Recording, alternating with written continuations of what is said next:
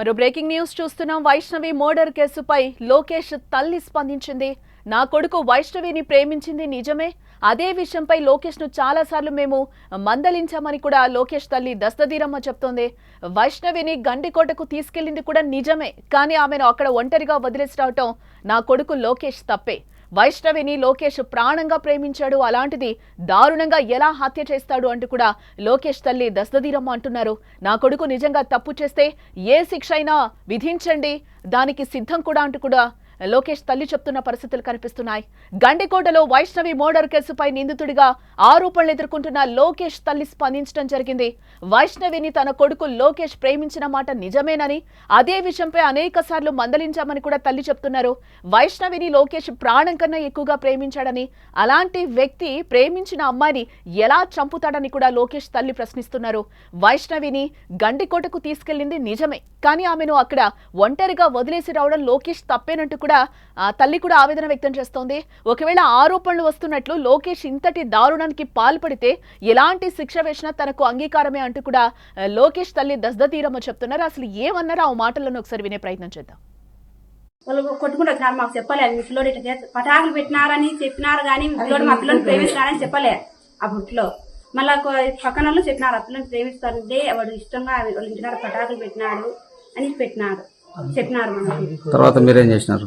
మా పిల్లోని మేము కొట్టుకున్నాం, అట్లా నైనా పెట్టొద్దురు, అట్లా ఇదానా పోయి వాళ్ళ ఇళ్ళకాడ పటాకులు పెట్టొద్దు మనము అని మేము అడిచి మా పిల్లోని మేము కొట్టినాం. వాళ్ళు కొట్టినది మా పిల్లోడు మాకు వచ్చి చెప్పలే. కొట్టినారు మా పిల్లోని దాని పట్టుకొని ఏంటికి నాకు పటాకులు పెట్టినారని.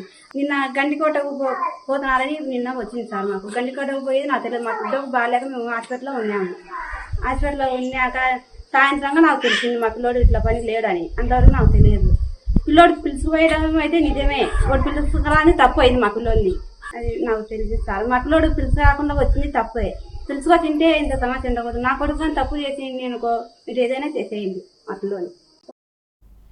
ఎస్, లోకేష్ తల్లి దస్తదీరమ్మ మాటలైతే వింటున్నాం మనం. మాకు నిన్ననే తెలిసింది వైష్ణవిని ప్రేమించడం నిజమే, వాళ్ళు గండికోటకు వెళ్ళడం కూడా నిజమే, మాకు నిన్నే తెలిసింది. మా అమ్మాయికి బాగాలేకపోతే మేము హాస్పిటల్కి వెళ్ళడం జరిగింది, తీసుకెళ్లడం నిజమే, కానీ అక్కడ వదిలేసి రావడం తప్పు. నిజంగా నా కొడుకు ఏదైనా తప్పు చేస్తే కనుక నిజంగా శిక్షించండి, దానికి మేమంతా కూడా రెడీగా ఉన్నామని కూడా చెప్తున్నారు. లేని పక్షంలో తన కొడుకుని వదిలేయాలి అంటూ కూడా ఆమె వేడుకుంటున్న పరిస్థితులే కనిపిస్తున్నాయి.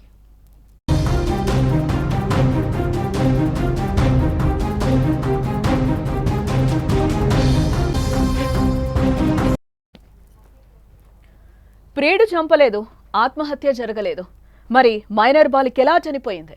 పరువు హత్య ఏమైనా జరుగుంటుందా? అసలేం జరిగింది? ఉత్తరప్రదేశ్ కడప జిల్లాలో ఇంటర్ విద్యార్థి వైష్ణవి హత్య ఇప్పుడు మిస్టరీగా మారింది. బాలికను ప్రియుడు లోకేష్ హత్య చేశాడని మృతురాలి కుటుంబ సభ్యులు ఓ పక్క నుంచి ఆరోపిస్తూ ఉండగా, అసలు మైనర్ బాలిక హత్య కేసులో ప్రియుడు లోకేష్ ప్రమేయం లేదని పోలీసులు పేర్కొనడం ఇప్పుడు సంచలనంగా మారిందని చెప్పుకోవచ్చు. అంతేకాకుండా ఆమెపై లైంగిక దాడి కూడా జరగలేదని వెల్లడిస్తున్నారు పోలీసులు.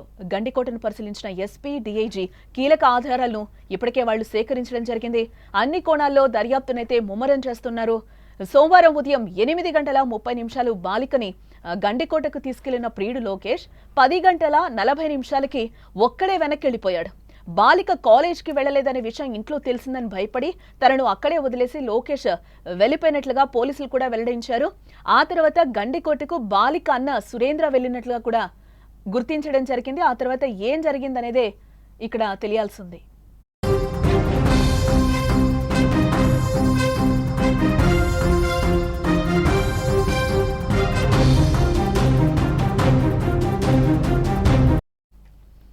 బుధవారం స్పాట్ కి ఎస్పీతో పాటు వెళ్లిన డీఐజీ ప్రవీణ్ పలు కీలక ఆధారాలను సేకరించి దర్యాప్తు అయితే ముమ్మరం చేశామని కూడా అంటున్నారు. అయితే బాలికపై ఎలాంటి లైంగిక దాడి జరగలేదని కూడా అంటున్నారు.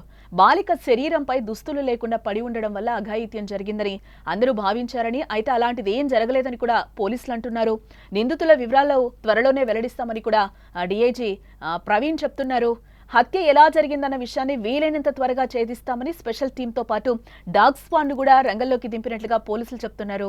అంతేకాదు వైష్ణవి హత్య కేసులో కుటుంబ సభ్యులను సైతం విచారించనున్నట్లుగా పోలీసులు చెప్తున్నారు. ఎన్నో ట్విస్టులతో హత్య లేదా పరువు హత్య ఇంకా ఏమైనా మిస్టరీగానే గండికోట బాలిక హత్య కేసు అయితే ఇంకా కొనసాగుతోంది. బాలికను చంపింది ఎవరనే దానిపై దర్యాప్తు కొనసాగుతున్నట్లుగా పోలీసులు కూడా చెప్తున్నారు. ఈ ఘటనకు సంబంధించి గండికోటలో సీసీ ఫుటేజ్ను కూడా పోలీసులు పరిశీలిస్తున్నట్లుగా మనకైతే సమాచారం అందుతోంది.